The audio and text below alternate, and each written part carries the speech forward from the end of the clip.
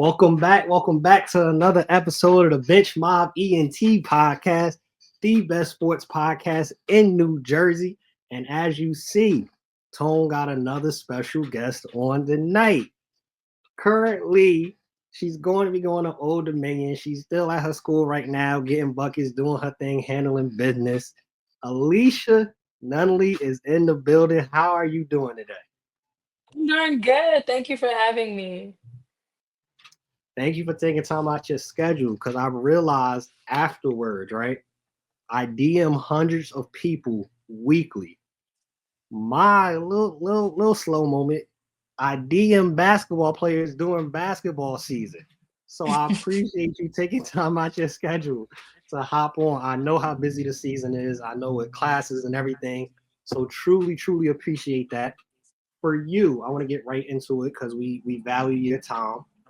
When did Mhm. your love for basketball start? It generally started when I started playing in the YMCA. I've been playing since I was 4. So while I was in the YMCA league, I played against a lot of boys. I was like the only girl on the team, and I was just getting buckets. So I enjoyed playing that, and ever since then, my love for the game increased as I continued to play. You said from 4 years old, you've been balling. That's a Mhm. lot of buckets. That's a lot of basketball. For you, some people start early, end up doing something else. What about it that you Mhm. love the most, that you stuck with it, and now you're playing collegiate basketball?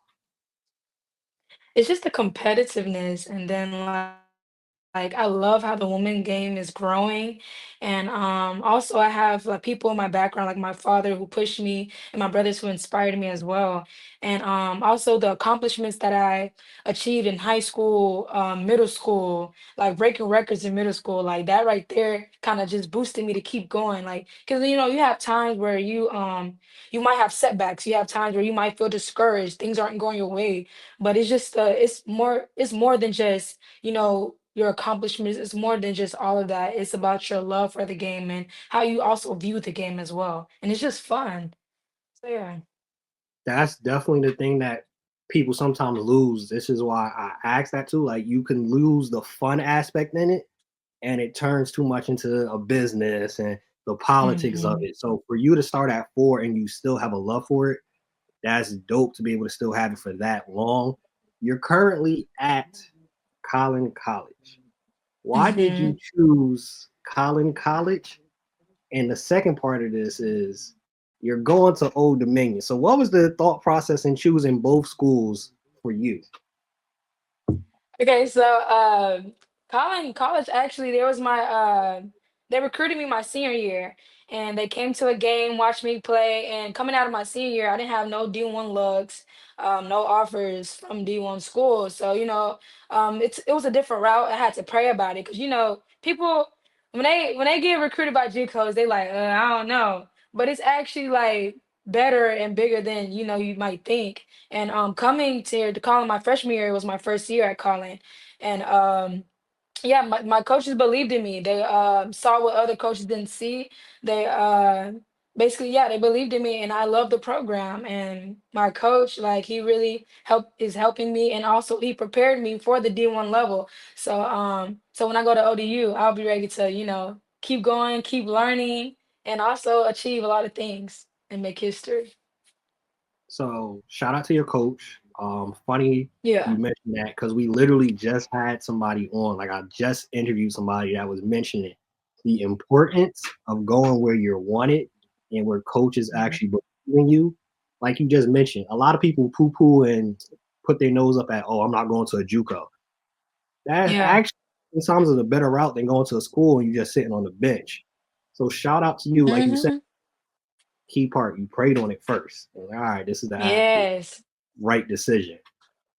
Now And we going to got look, Old and we Dominion, got some competition too. JUCOs, we competitive. Like this ain't a no baby basketball.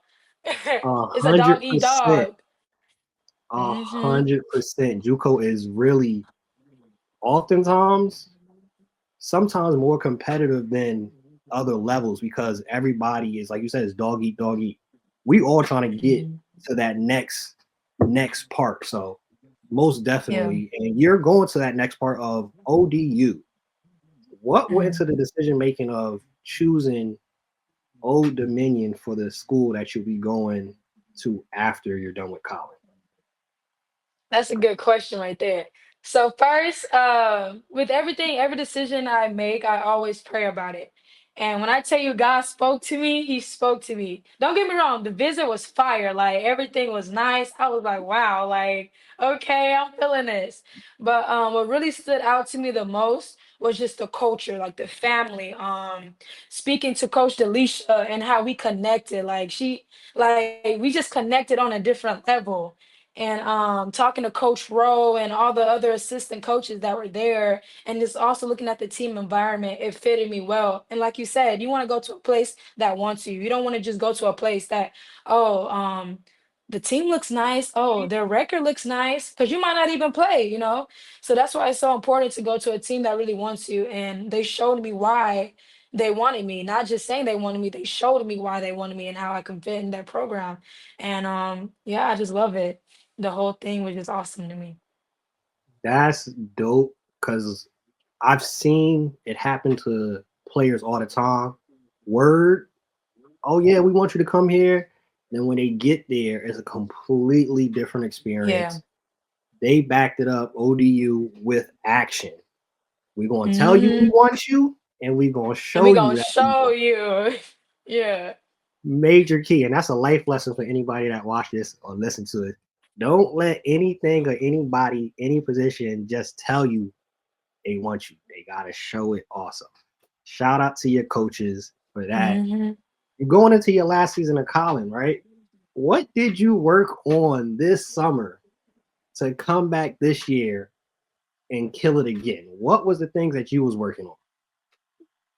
Well, I worked on a lot, honestly. Definitely my stamina, because I know coming into this season, we have a whole new team, like a whole bunch of freshmen. So I knew that they were going to need me more, and I was going to have to step up more than I had to last year. But stamina was definitely one. Two was my pace. As a point guard, it's important to have good pace in the game. You can't go too fast, and you got to know when to switch gears. And also my IQ as well. In order to become a better point guard, I had to, increase my IQ and also prepare that for when I do go to the next level, because the level increases and the gameplay increases as well. And I had to make sure I stayed on top of that as well. So yeah, my IQ, my change of pace, and being in shape. So yeah, I know your coaches love hearing that, especially from a point guard. IQ, the yeah. pace. I know you've probably seen it before. I've seen it with coaching and playing. It's some fast people out there, but they don't know Hmm. how to switch gears. You can't go 120 miles per hour Yeah. every single play. It just don't work that way. So shout out to you for having that mindset of understanding pace and IQ. You mentioned, and I did my research, you get buckets, you facilitate, you do it all. You play defense. For you, when it comes to the scoring aspect, right?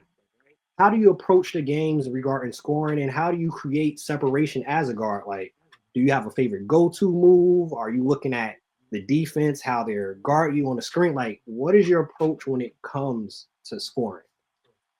When it comes to scoring, I definitely look at the defense. Like I said, coming here to Collin, I learned a lot. 'Cause in high school, I didn't really do a good job reading the defense. But being coached under Coach Allen, he definitely taught me how to read the defense and also pick at it on what I could do. If it's open, shoot that thing. If it's not, pass it out and run the play and then get it back and then do something else. But my jumper is lethal. Like I love the midi. Like it's lethal. Can't nobody really stop that for real. Once I'm on, I'm on. And same with my threes. Like once I'm hot, it's gonna hit like three or four in a row. But yeah, I love as far as separation. I read the defense, see what the defense gives me. Try not to force anything, and just reading what the defense gives me and doing what I can do, what I'm capable of doing, and not forcing. So with that, right? Being that somebody that you can actually shoot the rock, you're good Mhm. at shooting. Every shooter at some point has one of those off nights. It happens to the best of them. How do Yeah. you deal with those off shooting nights? Like, how do you stay focused? How do you keep playing the game? How do you bounce back when you have those off shooting nights? So yeah, when I do have off shooting nights, I try not to get discouraged. I try to find other ways to get myself involved, like because my defense as well. My defense is cold. Like I feel like I can guard anybody. So I'll find other ways to help contribute to my team, and then start small. Like if my three's not going in, drive to the basket, get an N1, shoot a free throw. Then after that, it's up. Just finding other ways that I can do to help get my team to where it needs to be and win. That's the right mentality to have, and I appreciate hearing that. And that's the approach. You hear that from all of the greats is, hey, let me go try to get a layup, get to the free throw Mhm. line. I see it go in. That's all I needed. I needed to see it go in Yeah, one time, and it's curtains the rest of the night. So facts. definitely heard that. That's with the knowledge on that aspect of all the greats. And you mentioned being a guard, and you mentioned the IQ and things of that nature. For you, like who are some of the guards that you looked up to growing up, or you try to take a little bit from their game as a guard to help you be the best version of yourself? So when I was in middle school, I definitely looked at Zaya Cook. She was definitely one of the players I looked up to because I'm like, she's a small guard and she's tough, and she's like she has a scoring mentality, and that's how I am. So I definitely watched her, and I also watched Enrique while she went to the Dallas Wings. I was like, man, she's tough, and growing up, people used to tell me like, "Damn, you look, you play like a dude," and I didn't know how to take it because I'm like, I've been playing with my brothers and stuff. I didn't know how to really take it. But then once I seen players like Zaya Cook, Hannah Hidalgo, Rike, once I started seeing how they perform, I was like, hey, I'm a love it. Love how I play and continue to grow in it, and also take notes and from greats. Take lessons and see how I can get better from learning from their style of play, learning um how they play and dominate while they play against other teams. So yeah. You went Enrique, all the names you mentioned, killers, Yeah, they straight, tough. straight, straight killers, and that exemplifies your game completely. So definitely, I can see Zaya, I can see Enrique all in your game. Straight killers that know how to get buckets, but can do other things to help winning. You've been playing ball for a very long time, which means that you've had some highs and you've had some lows. How Yeah. do you stay motivated? How do you stay inspired in your basketball journey? Um One thing I definitely do is pray. Like, 'cause like I said, there's times where I do sometimes get discouraged, like especially when I dislocated my elbow. Nobody really knows about. Before the seasons even started, I had dislocated my elbow, and that right there definitely put a toll on me a little bit, especially on my mindset. But just by trusting God and trusting in His word, because His word is true, live, and active, and I believe that things happen for a reason, and God wouldn't put me through any situation that He wouldn't be able to get me out of, and He was with me through it all. So being able to come back.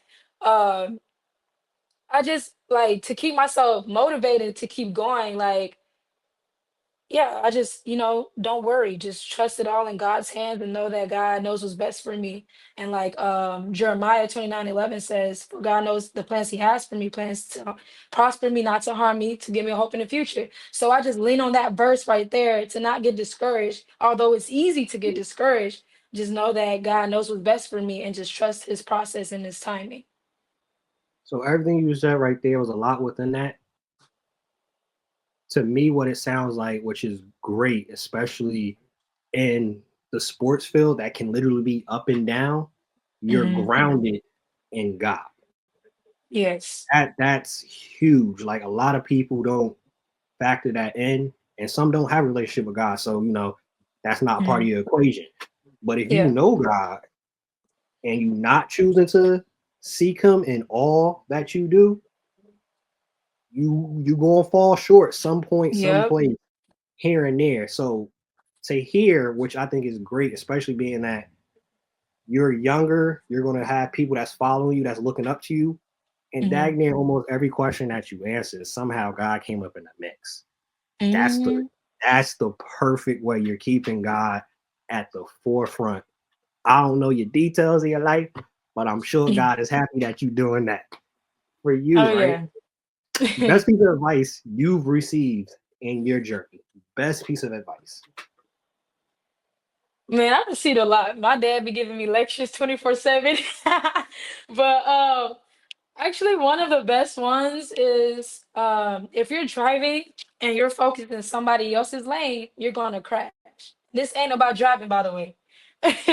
If you get what I mean. Because if you focus on somebody else's lane and you worried about why you don't have what they have, you missing out on your opportunities. You missing out what's in front of you because you focus on what's behind you or what's on the left or right of you. But if you focus in straight forward and staying in your lane and trusting the process, then everything will come and everything will flow. And that's what I had to realize when I was a senior in high school. I was like, dang, like, it was easy to get discouraged. It was easy to feel bad because, the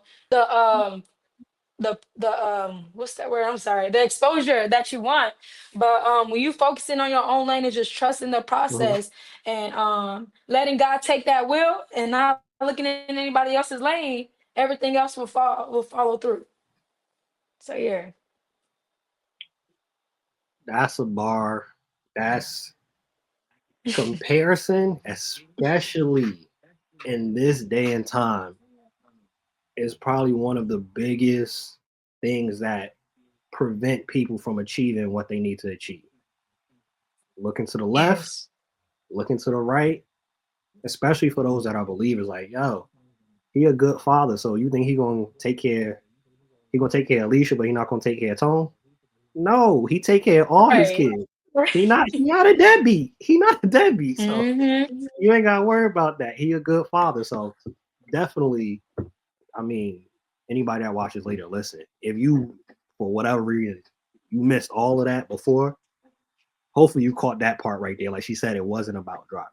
It wasn't about driving at all. Transitioning to the fourth quarter segment, kind of the fun, rapid fire type of questions. Game day meal. What's your game day meal?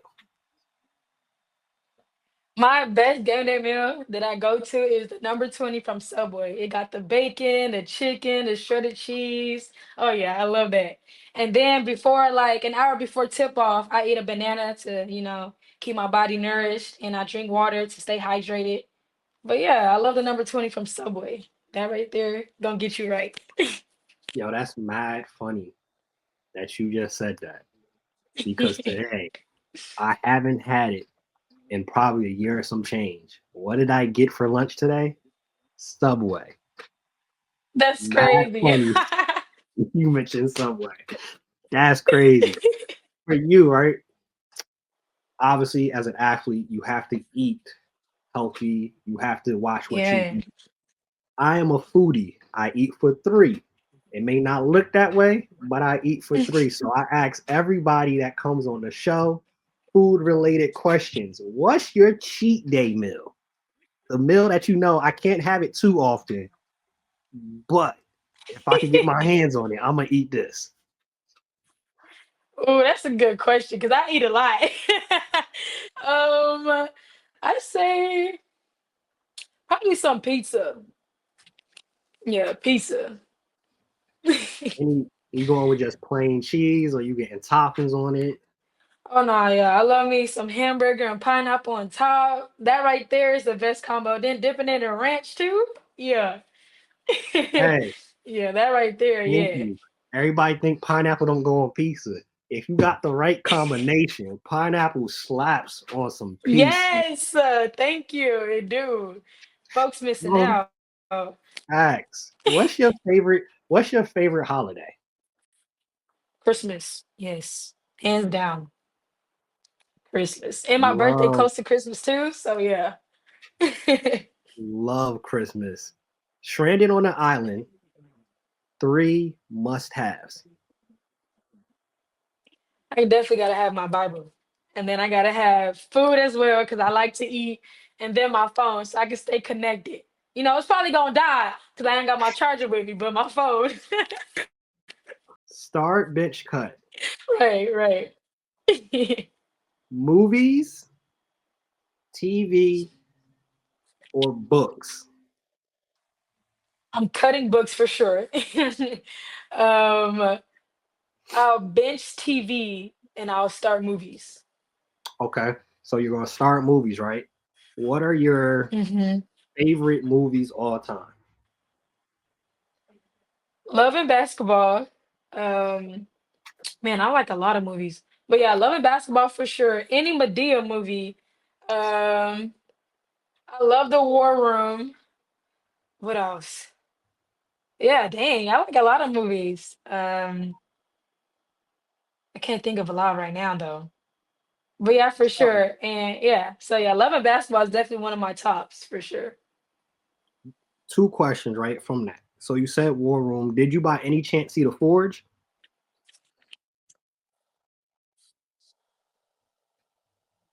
You said War Room. By any chance, did you see The Forge?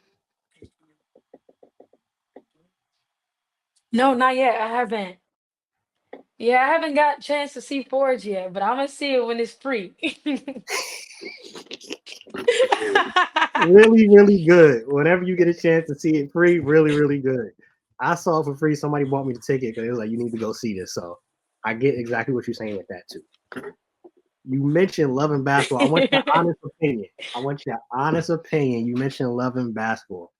You being an adult right now, looking back on it and watching Love and Basketball, do you feel that the love in that movie was toxic? Yeah, it was definitely toxic. Like, like man, like the fact that Monica had a curfew and dude was mad that she couldn't come out to him. I'm like, bro, like, come on now, like, what?